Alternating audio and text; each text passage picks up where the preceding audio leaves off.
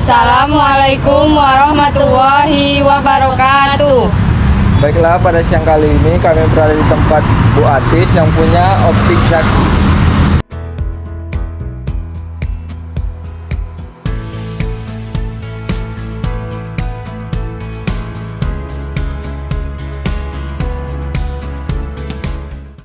Assalamualaikum Ibu.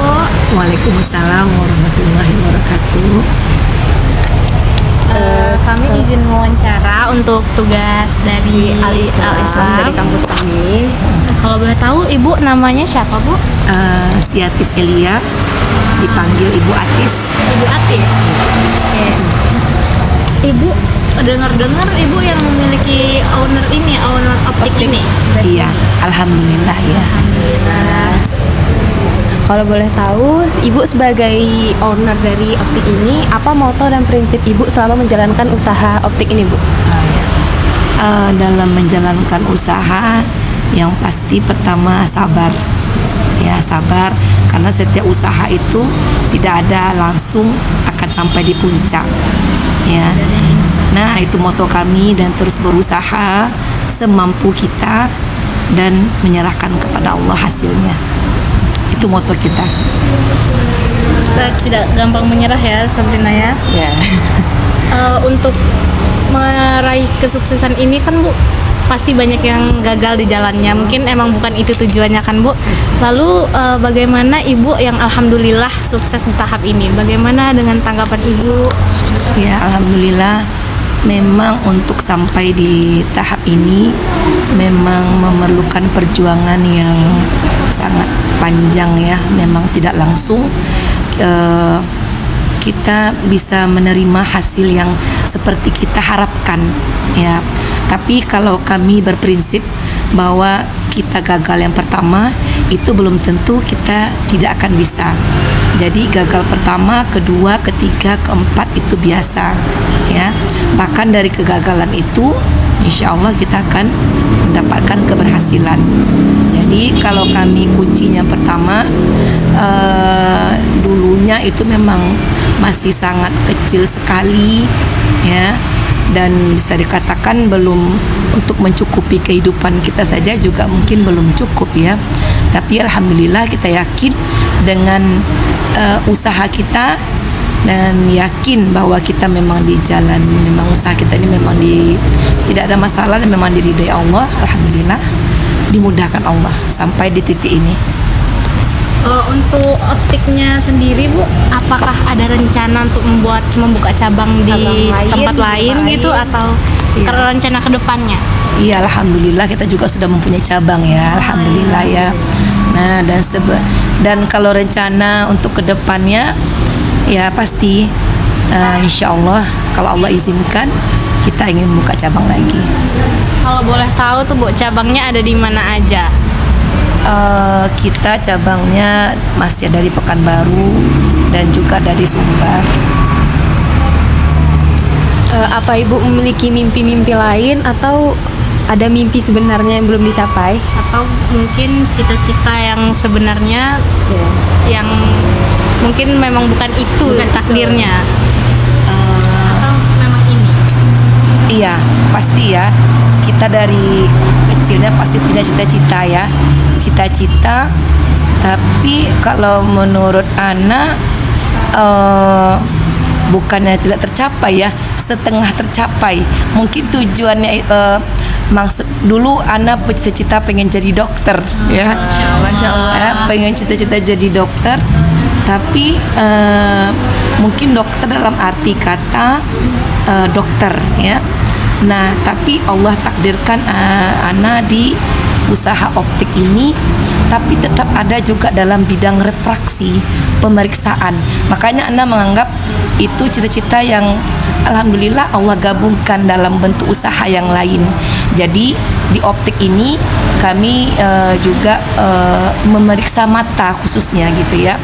Kita bukan toko kacamata biasa, kita optik yang ada standar dari Kemenkesnya, yang punya izin dan punya refraksi pemeriksaan. Nah gitu. Jadi kalau dikatakan mimpi, yaitu cita-cita mungkin yang alhamdulillah mungkin ya menurut kita mungkin dokter yang artian dokter mungkin cita-cita masa kecilnya dulu ya. Nah tapi alhamdulillah di saat ini juga Ana bisa memeriksa mata orang, bisa juga menjalankan usaha gitu. Nah mungkin keinginan yang ingin Ana capai itu adalah bisa lebih baik lagi dan bisa menjadi berguna untuk orang lain. Nah kita bisa membuka usaha, bisa lebih berguna bagi banyak orang. Untuk mencapai kesuksesan dunia ini kan Bu, pasti kita membutuhkan doa dan dukungan. Gimana Ibu mendapatkan itu semua? Maksudnya hal apa saja yang Ibu lakukan untuk sampai di tahap ini? Sampai tahap ini. Ya Masya Allah ya, memang iya. Suatu usaha itu tidak akan berhasil kalau tidak akan ada yang menyupport, tidak ada dukungan. Karena kita itu manusia yang kadang kita punya perasaan turun, lagi semangat gitu. Ana punya usaha itu memang mungkin dari dulu-dulunya, yang waktu itu masih ada orang tua.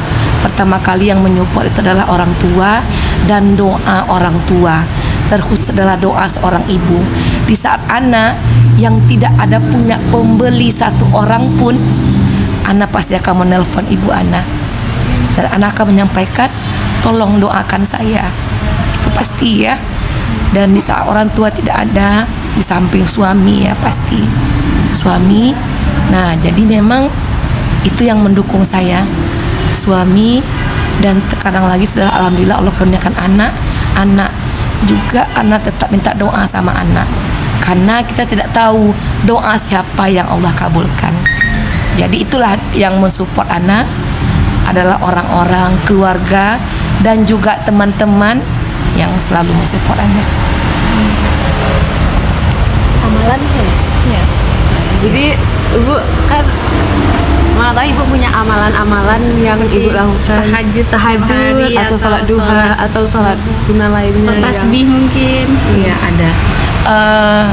Kalau untuk rasa Ana ya yang sangat ini sekali ya, yang lebih itu adalah sedekah. Ya, sedekah, dan itu Ana merasakan sendiri apalagi di usaha ini gitu ya. Di saat kita adakan sistem silang, kita membantu orang yang nggak mampu, atau sedekah apapun, apalagi sedekah di setelah sholat subuh itu ya. Udah.